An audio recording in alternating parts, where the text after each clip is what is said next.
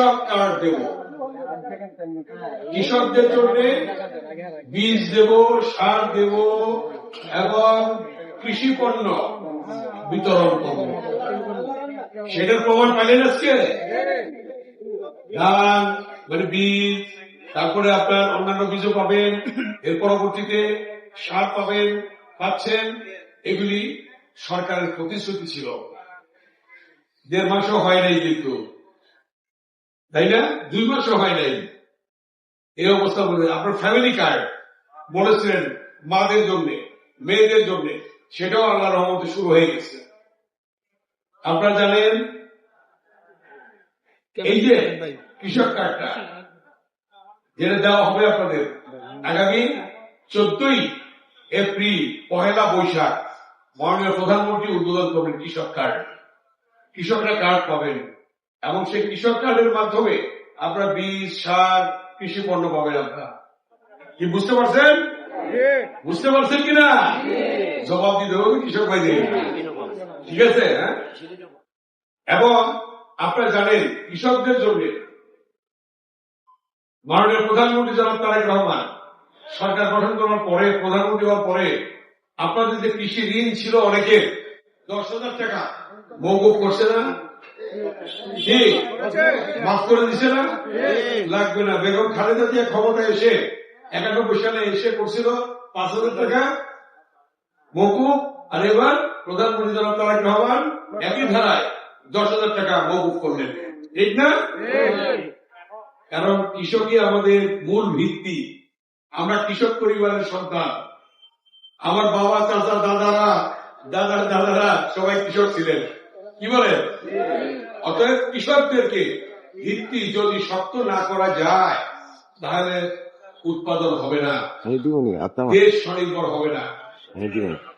জিয়াউর রহমান খাল খনন কর্মসূচি গ্রহণ করেছিলেন। কেন?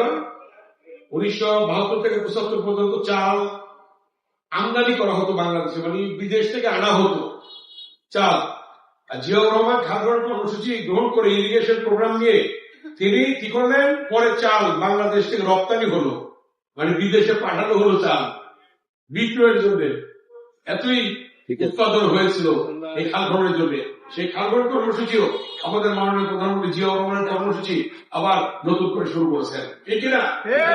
অতএব আজকে আরেকটা কার্ড দেওয়া হবে আপনাদের, হেলথ কার্ড, স্বাস্থ্য কার্ড, বিনামূল্যে চিকিৎসা, বিনামূল্যে ওষুধ পাবেন।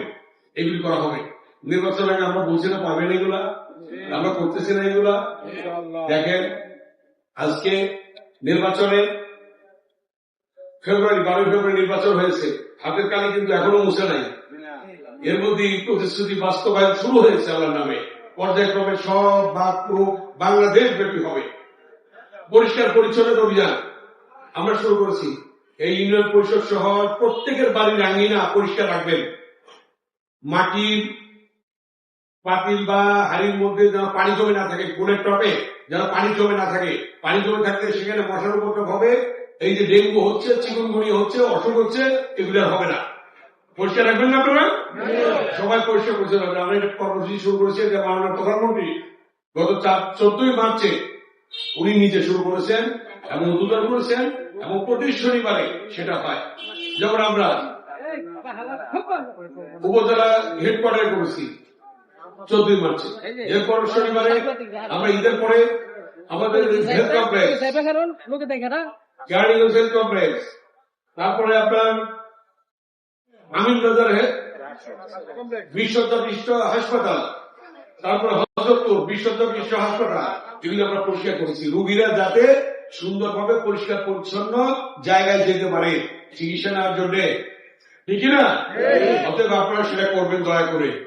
কারণ বিএনপি জনগণের দল, সবার দল। বৃক্ষরোপণ, এই যে বৃক্ষরোপণ করে একবার দেখবেন, একটা গাছ লাগবেন আল্লাহর নাম দিয়ে, গাছটা লাগে, একটা মেয়ে হইলে গাছটা লাগিয়ে রাখবেন। গাছটা লাগিয়ে রেখে 10 বছর পরে গাছটা দেখবেন বিক্রি করলে ওই গাছের টাকা দিয়ে মেয়ের যে মানে বর আসবে, তারপরে যে অনুষ্ঠান হবে, এই খরচ হয়ে যাবে ইনশাআল্লাহ, ঠিক না? অতএব আজকে আমরা 5 বছরে 20 কোটি 25 কোটি, সরি, এই 5 বছর আমরা 25 কোটি গাছ লাগাবো, 25 কোটি। কথাটা বুঝতে পারছেন? আপনারা লাগাবেন, প্রত্যেকে গাছ লাগাবেন এবং গাছে ছায়া দেবে, বৃদ্ধি হবে, তারপরে অক্সিজেন, কার্বন ডাইঅক্সাইড আমরা যেটা ছাড়ি সেটা গ্রহণ করবে আর অক্সিজেন ছাড়বে। গাছের অপর নাম, পানির অপর নাম তো জীবন, গাছের অপর নাম জীবন বৃদ্ধি। ঠিক আছে, এই কাজগুলি দয়া করে আপনারা করবেন, এটা আমার অনুরোধ। আপনারা জানেন যে বাংলাদেশের মানুষ 17 বছর ভোট দিতে পারে নাই, পারছেন? এবার ভোট দিচ্ছে 17 বছর পরে। অতএব গণতন্ত্রে ফিরে আসতে হলে নির্বাচনের বিকল্প নেই। তাই আমাদের যে অন্তর্বর্তীকালীন সরকার ছিলেন এবং তার যে হ্যান্ডস ছিলেন, সমস্ত ডিসি, ইউনো, এসপি, ওসি সহ সকল কর্মকর্তারা, সকল বিভাগের কর্মকর্তারা, প্রতিটি মন্ত্রণালয়ের কর্মকর্তারা নিরপেক্ষভাবে যে যেখানে দায়িত্ব ছিলেন তারা নির্বাচন করেছেন। সেই নিরপেক্ষ নির্বাচনের মাধ্যমেই তো আজকে বিএনপি নিরঙ্কুশ সংখ্যাগরিষ্ঠতা নিয়ে আল্লাহ রহমতে আসছে। তারপর কিছু কিছু সিট চলে গেছে অন্য কারণে, যারা নাই তারা ভোটটা দিয়ে দিচ্ছে ওদিকে, বুঝতে পারছেন না? এরকম অনেক হয়েছে। যাই হোক, আমি সেদিকে যাবো না। আপনাদের প্রতি আমার অনুরোধ, বিএনপি জনগণের দল, বিএনপি জনগণের স্বার্থ রক্ষা করে, বিএনপি জনগণের প্রতি আস্থা রাখে, বিএনপি জনগণকে আস্থা রেখে সরকার গঠন করেছে, আগামী দিনে আস্থা রাখবে এবং আপনারা বিএনপির পাশে থাকবেন ইনশাআল্লাহ। প্রধানমন্ত্রী তারেক রহমানের পাশে থাকবেন ইনশাআল্লাহ।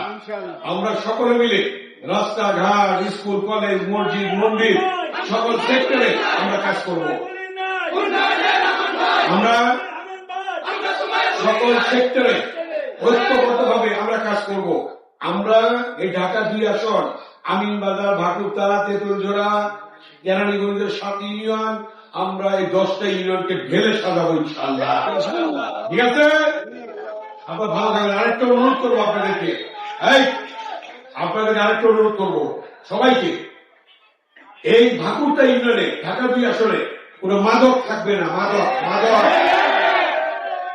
মাদক যে খাবে, যে বিক্রি করবে, যে প্রশ্রয় দেবে, যে আশ্রয় দেবে, তাকে আইন অনুযায়ী ব্যবস্থা গ্রহণ করা হবে। কোন চাঁদাবাজি থাকবে না, কোন ভূমি গ্রহণ থাকবে না। কথাটা বুঝতে পেরেছেন? শান্তির নীল হবে ঢাকা 2 আসন। আমরা সেই শান্তির নীল হিসাবে রাখতে চাই। আপনারা সকলে মাটির দিকে তাকে ধৈর্য ধরে সবাই কাজ করবেন। কেউ কারো করে রাখবেন না, রেগে যাবেন না, কাউকে ধমক দিবেন না।